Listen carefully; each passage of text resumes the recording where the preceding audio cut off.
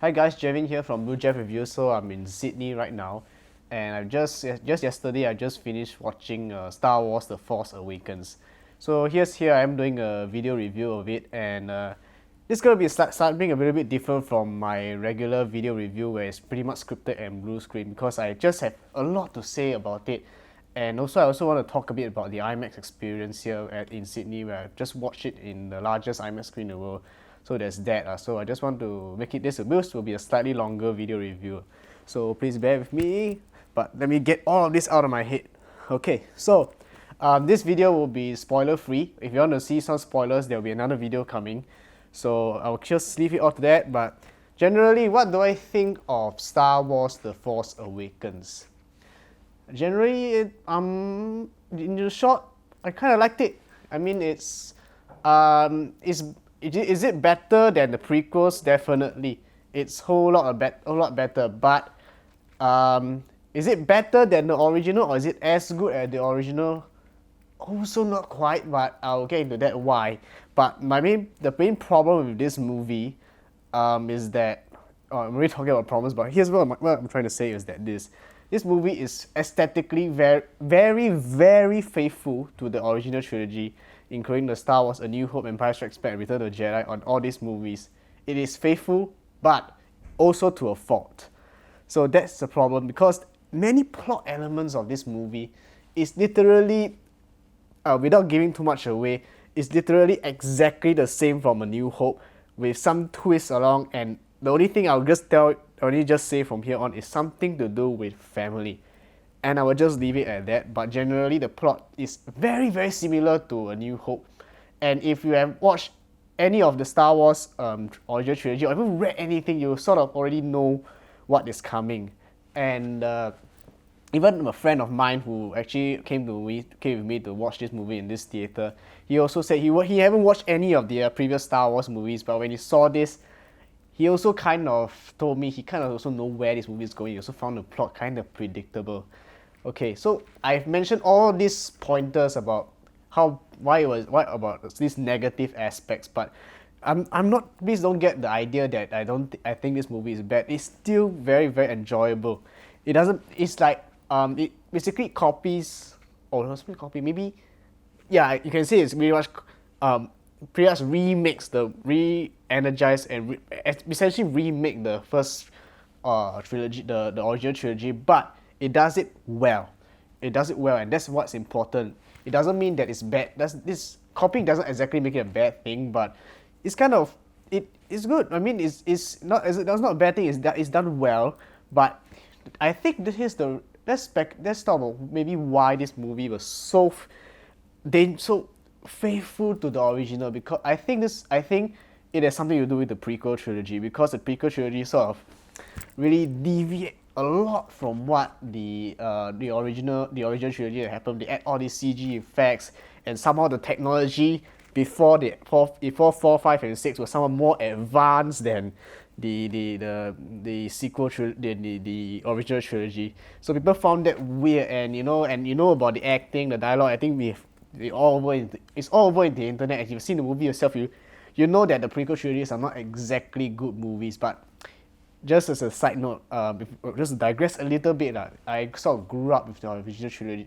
not the original trilogy, but with the prequel trilogy, and I don't think it's that bad. There are actually worse Star Wars material out there, but they're not also exactly very good movies either. But besides that, back to what my point is that I think people have already, at this point, they already have a very bad association with the prequels.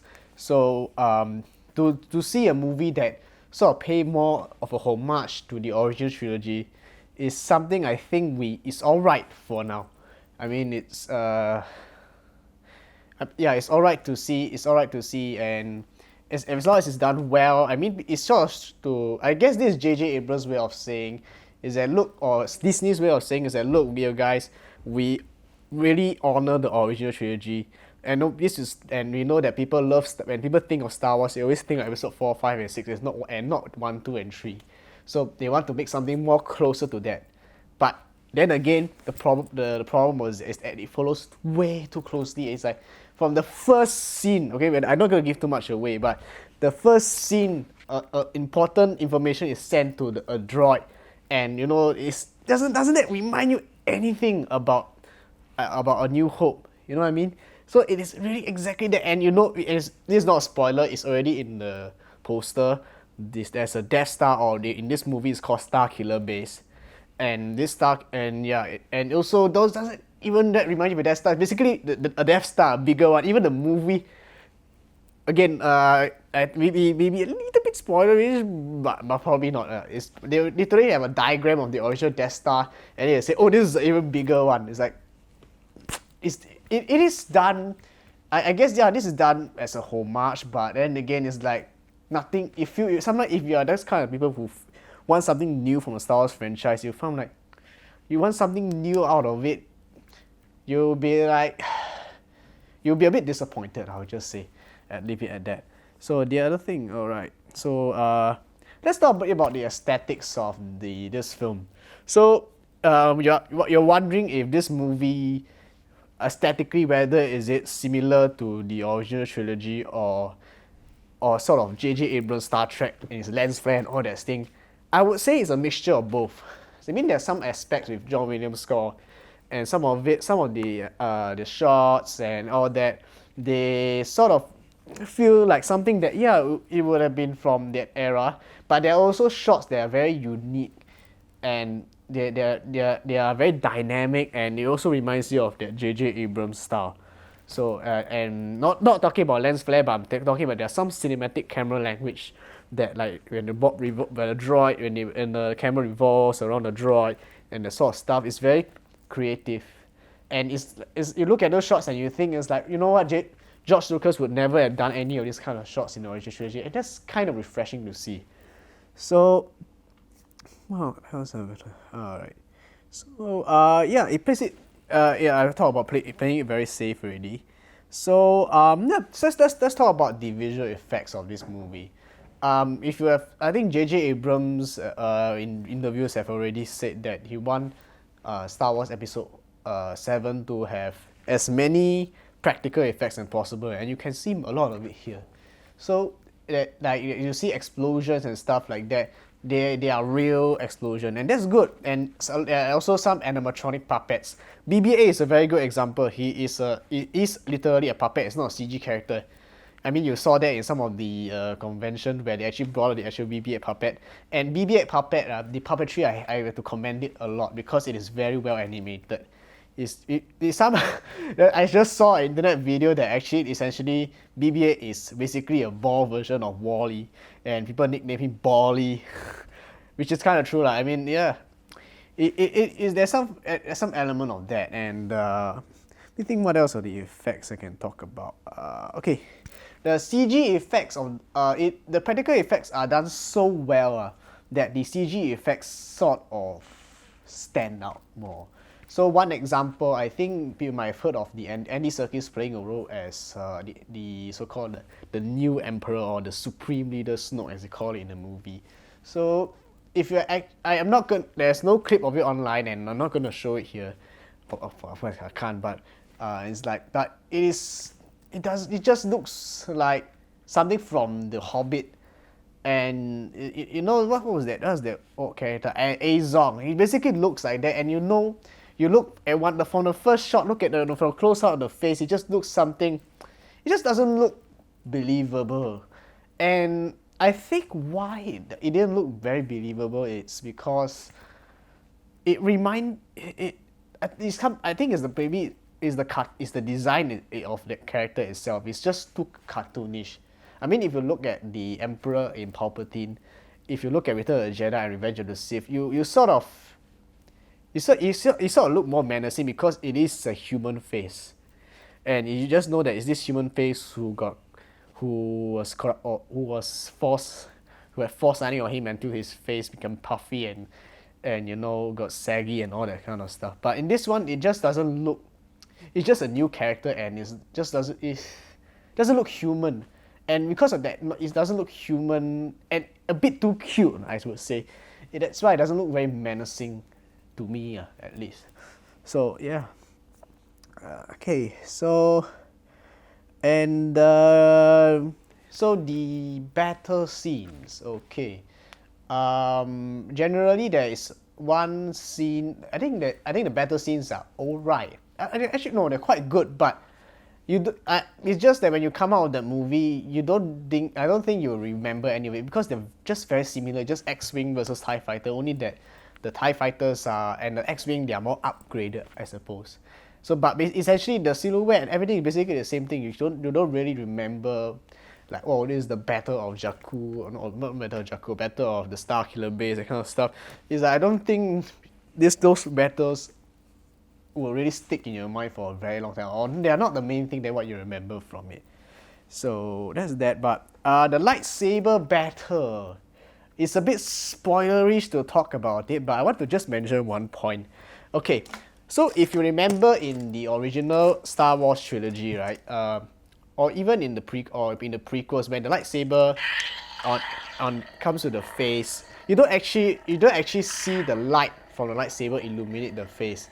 So you can just tell they're using sticks and moving it around, and they're doing all this stunts. So they just put a glow effect, but the actual light on the face you don't really see it there.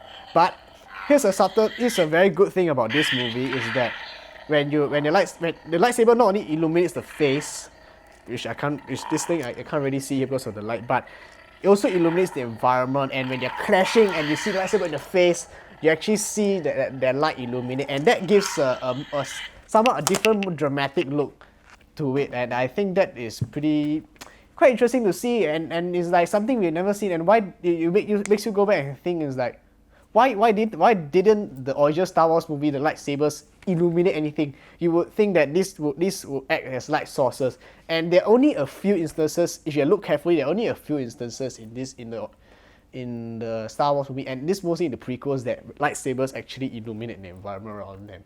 And that is, I think there's one battle scene in the Attack of the Clones where, you know, Anakin and Count Dooku, they were like fighting, and you see them. That's the only instant that I saw illuminate that the lightsaber illuminate light.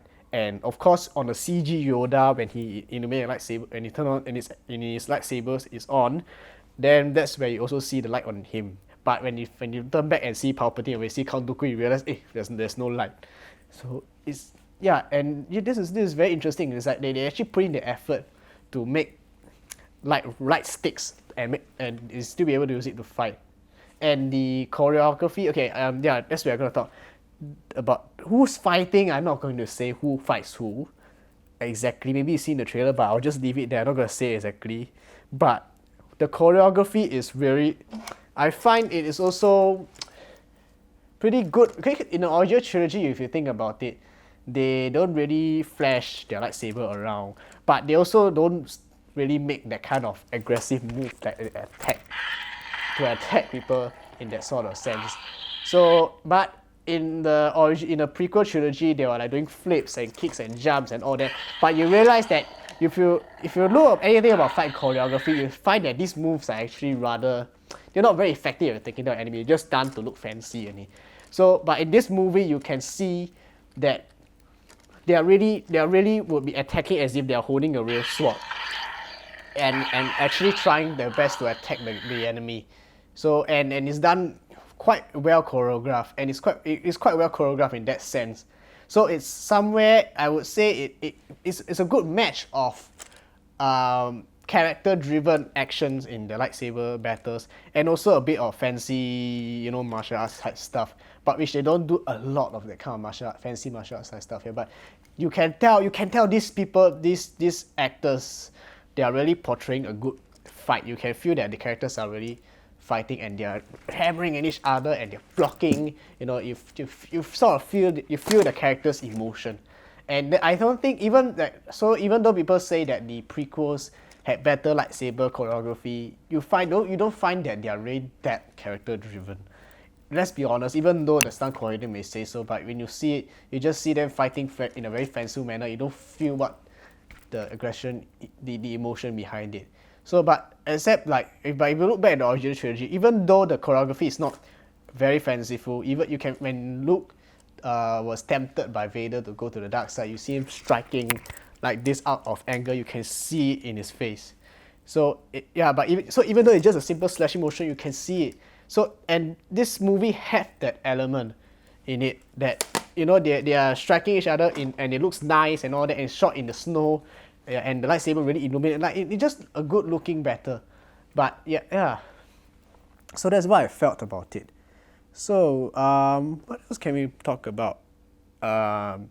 So I'm gonna digress a little bit and talk about the IMAX experience. So me and my friend, we actually flew out here to Sydney because I want take him to actually look at what the 70mm IMAX film format was all about. And that part, the whole part of the difference between digital and 70mm, I will just let you go and read out about yourself. But I will say this about this movie. There's outside the IMAX theater, right? There's actually a sign that says around this LG IMAX theater. There's actually a sign that says not a sign, but rather the billboard. It says Star Wars: The Force Awakens. Select scenes in full screen IMAX. I will say this out loud. The select scenes is really misleading. It's only one scene, and it's only one scene because it's not even the full screen IMAX. You will think that that is certain in like the Dark Knight movies, maybe some establishing shot will be IMAX and the rest of the scene will be 235. The thing is, majority of these movies in 235, and there's not many. There's only one part where they use the entire frame, and that's where I think Rey and Finn they were flying around in the Millennium Falcon. That's the only scene that they use the IMAX format. And the rest of it, no, not even establishing shot, because these landscapes would have been so awesome if they were just filmed. They just used that one shot in IMAX, like what they did for the Dark Knight and Dark Knight Rises. But here in this movie, it's kind of disappointing to see that they just use it for one sequence, and they don't even use the IMAX camera for specific shots. So that's a bit disappointing. And the other thing about the IMAX experience was that in the Dark Knight Rises, when they film for IMAX, they actually make sure that the camera is steady, because when you're watching a screen that's 8 stories high, right, any camera shake will look very, very distracting. And unfortunately, J.J. Abrams' style, if you've seen the Star Trek, his Star Trek versions, the version of the recent new Star Trek movies, if you you will definitely, there's some of that filming style here, and here's the thing, you will how do I say, this type of filming style with that shaky cam and all that, and this kind of crazy zoom in zoom out and all that, they're just not suitable for the IMAX format. It just looks very distracting and it gets people a headache, and it's kind of hard. The image is so big that you already sort of it's hard to already move your eyeballs, and already it will take some time to move your eyeball and see where your focus is. And by shaking the camera, it really didn't help anything. So would I recommend the IMAX experience? Oh, this is very hard to say. You probably, but mainly for the good sound design. Yeah, that's the aspect. But the good sound, I will get to that in a moment. So the good sound design and the good sound mix, and that's the thing. But I think the friend who actually saw it with me, he also said that he probably won't want to watch it in this cinema again. Yeah, that's the thing, and yeah, it's kind of disappointing that that they didn't really utilize the IMAX format that well. Yeah, but it's a good movie nonetheless, and it's still shot very well. But I think it's alright if you see it in a regular theater, or you just wait for it to come on Blu-ray where they include the IMAX shots in the living room screen. But it's alright, and people normally you said about IMAX format. No, people say about IMAX format is meant to be about that high resolution quality film stock compared to digital. Yeah, I mean those are still there, but yeah, it's just that the IMAX experience to me is, I wish they had shot it better so that it's more dynamic and it'll be more wow. And maybe even just use it for a few of those establishing shots. That like they use it for shots that's not meant for it, and those beautiful landscape establishing shots, they don't even use it on there. Yeah, so yeah, just wait. If you want the IMAX experience, or you want to just see the full full frame that the IMAX shot, I suggest maybe just wait for Blu-ray, or if you want to if you don't, just go and watch it in the regular IMAX 2D. You don't have to like me fly all the way to Sydney to do it. Okay, I'm just gonna insert right here. Just now I forgot to talk about it before I end this video. The Captain Phasma. I think that little lady silver robot that you saw in the trailer. I think many people have mentioned at this point by the time you're watching this video, which is probably when I come back about Christmas or sometime after that, because I'm recording this on the 21st. But at this point, people already mentioned that Captain Phasma is underused. It's kind of true, and also like I say about the racial diversity in the spoiler section, but I actually forgot to mention about it here also, that the racial diversity is quite interesting, and more about that in the spoiler. But Captain Phasma, I was hoping to see more of her, because they were portrayed in the trailer, and I was hoping for her to do more rather than just, okay, this is something I will just leave it to you to see. But she just wasn't seen that much and doing more badass stuff.